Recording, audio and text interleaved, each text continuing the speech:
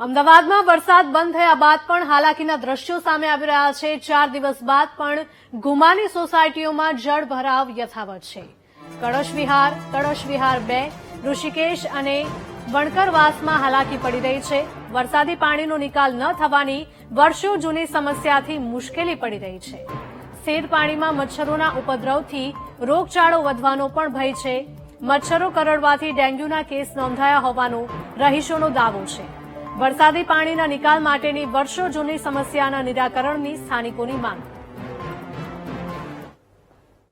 વરસાદે 3 થી 4 દિવસથી વિરામ લીધો છે, પણ વરસાદી પાણીની સમસ્યા હજુ પણ યથાવત છે। આ દ્રશ્યો જોઈ શકાય છે ગુમા ખાતેના, કે જ્યાં વરસાદી પાણી અને અન્ય પાણી ભરાયેલા છે સોસાયટીઓમાં, કે જેના કારણે અહીંયા રહેતા લોકોને નીકળવું જે છે તે અઘરું પડ્યું છે, કારણ કે એક તરફ દુર્ગંધ મારે છે અને એક તરફ પાણીમાંથી નીકળવું આ સમસ્યા છે।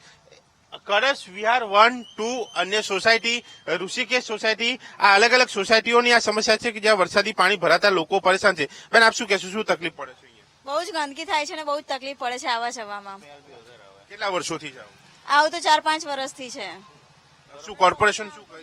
કોર્પોરેશને ગઈકાલે કમ્પ્લેન કરી છે। અમારા ફ્લેટમાંથી 4 મેમ્બરોએ કમ્પ્લેન કરી છે, બરોબર। તો એમને એવો રિસ્પોન્સ આવ્યો છે કે આવતીકાલ સુધીમાં આનું કામકાજ થઈ જશે, બરોબર। આની પહેલા બી અમે કમ્પ્લેન કરી છે, પણ થઈ જાય અને નિરાકરણ આવી જાય, બરોબર। ફરી પાછું એનું પ્રોબ્લેમ સોલ્યુશન એનું એ જ રહે છે અમારે, કે સોલ્યુશન એટલું બધું મળતું નથી। અત્યારે બી તમે જોઈ શકો છો કેટલા લેડીઝો, બરોબર, પગ, અને એ બી ગંદકી વાળું પાણી છે લોકોનું, બરોબર। તો એનામાંથી ચાલવાનું આવે, ખોટા રોગચાળો ફેલાય, સ્મેલ બી તમે જોઈ શકો, સ્મેલ બી કેવી આવે છે, બરોબર। કાયમી ઉકેલ નથી, ફરિયાદ છે, રજૂઆત છે, કામ થાય છે, પણ કાયમી ઉકેલ નથી। બેન, બાળકોને, લેડીઝોને શું તકલીફ? આવવા જવામાં બહુ તકલીફ પડી છે ને ગંદકી એટલી છે તો આપણે પગ મેકીએ છીએ, ખંજવાળ આવે છે, એવું પાણી બધું ગામનું ભેગું થાય છે। આ દ્રશ્યો બતાવી રહ્યો છું, આ પાણીના સાથે વાહન ચાલકો જે નીકળે છે અને આ બાળકના પગના દ્રશ્યો, આ શું થયું છે? મચ્છરો કડીને આ બધું થયું છે, બધા બહુ મચ્છરો આમાં આવે છે। પાણીમાં કે બીજી? પાણીથી જ આવે બધા। કેટલા દિવસથી આવું છે? આ તો ખાસું થઈ ગયું, વરસાદ પહેલાનું જ પાણી છે, બીજા બધાને પણ આવું છે? બધાને તકલીફ છે। બધાને આવું છે, નાના બાળકોથી લઈને મોટા તમામ લોકો જે છે તે અહીંયા પરેશાન થઈ રહ્યા છે। આપ અહીંયા રહો છો? હા, અહીંયા જ રહીએ છીએ, કળશ વિહાર। ક્યાંથી આ બધા પાણી ક્યાંથી આવે છે? આ પાણી છે ને વરસાદ આવે ત્યારે પાણી ભરાઈ જાય છે, અને પ્લસ ગટરનું બી પાણી છે અને ગટર બેક મારે છે। અમે કમ્પ્લેન કરીએ છીએ છતાં બી સોલ્યુશન, ટેમ્પરરી સોલ્યુશન થાય છે, પરમેનન્ટલી સોલ્યુશન ક્યાંથી બેક મારે છે? ક્યાંથી ભરાય છે? ગટરમાંથી જ। અહીંયા વચ્ચે ગટર છે, એનું પાણી બેક મારે છે, અને આના કારણે રોગચાળો ફેલાય છે, દરેક લોકોને તકલીફ છે। અહીંયા અમારે ચોમાસું આવે એટલે અમારે આવા પાણીમાંથી ચાલવાનું છે, નાના નાના બાળકો બી હોય છે। અમારે 45 મકાન છે સોસાયટીમાં, એ દરેક લોકો અહીંથી ચાલે છે, આ બધા આજુબાજુ વાળા છે। કેટલા વર્ષોથી આવું? અમે છેલ્લા 7 વર્ષથી અહીંયા રહીએ છીએ, કન્ટિન્યુ આવું છે। કોઈ આજકાલનું નહીં, ઘણા વર્ષોથી આ સમસ્યા છે। આ સોસાયટીના ચેરમેન આવ્યા છે, કઈ સોસાયટીના ચેરમેન?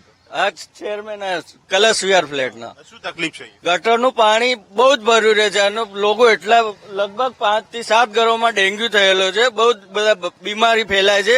આના કરતા આગળ પાણી બહુ ભરેલું છે સોસાયટીમાં, કળશ વિહાર ફ્લેટમાં। એ આખા રોડ ઉપર જ્યાં સુધી જોયો ને તમે ત્યાં સુધી ભરેલું છે પાણી, અને અમે એટલી બધી ફરિયાદ કરી, મારી જોડે કમ્પ્લેન નંબર પણ છે, પણ કોઈ આવતું જ નહીં, જોવા માટે કોઈ આવતું જ નહીં, કે કોઈ સાંભળવા તૈયાર નથી।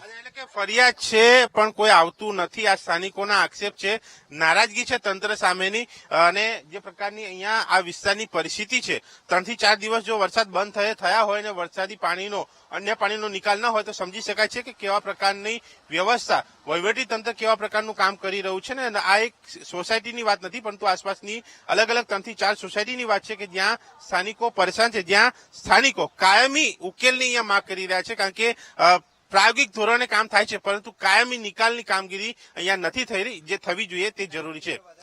કેમેરામેન રાજેશ સાથે દર્શન રાવલ, વીટીવી ન્યૂઝ, અમદાવાદ।